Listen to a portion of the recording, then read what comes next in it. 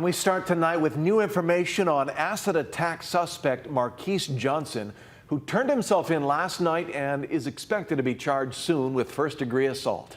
Johnson is accused of dousing a man with sulfuric acid in Chinatown 10 days ago. Our Daryl Huff learned the 34-year-old has filed civil rights lawsuits and says he was once the victim of a hate crime. Everyone we spoke to for this story emphasized they have sympathy for the victim and are not defending Marquise Johnson or even saying he is innocent. But in court records and conversations, he has admitted his mental health has been affected by experiences in Hawaii. He did say that Hawaii's not the same. You know, people are so hateful, and he didn't feel safe anymore here.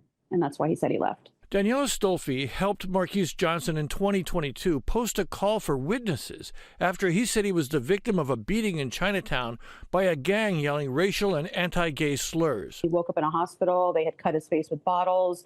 I think his back had been broken. He had some of his bones in his face had been broken. And then he left. Johnson also claimed in a 2022 lawsuit to have been roughed up and illegally arrested by Honolulu police in Waikiki in 2020. He said police mistook him for a car thief when there were other black suspects. That civil lawsuit has settled, but hasn't reached the city council for final approval. In another lawsuit filed that year, Johnson claimed he was being recorded by hidden cameras in a house he was allowed to stay in during the 2020 COVID lockdown. The owners denied there were any hidden cameras, but he did invite people into the house despite pandemic restrictions. Johnson came back to Hawaii from Georgia to be questioned in that lawsuit.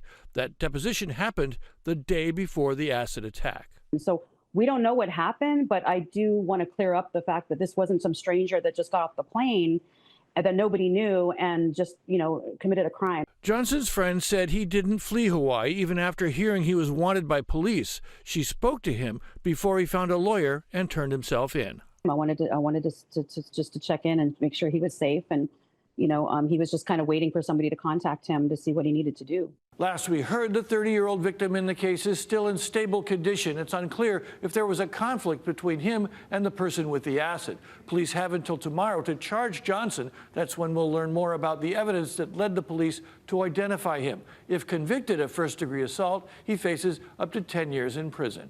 Daryl Huff, Hawaii News Now. Thank you, Daryl.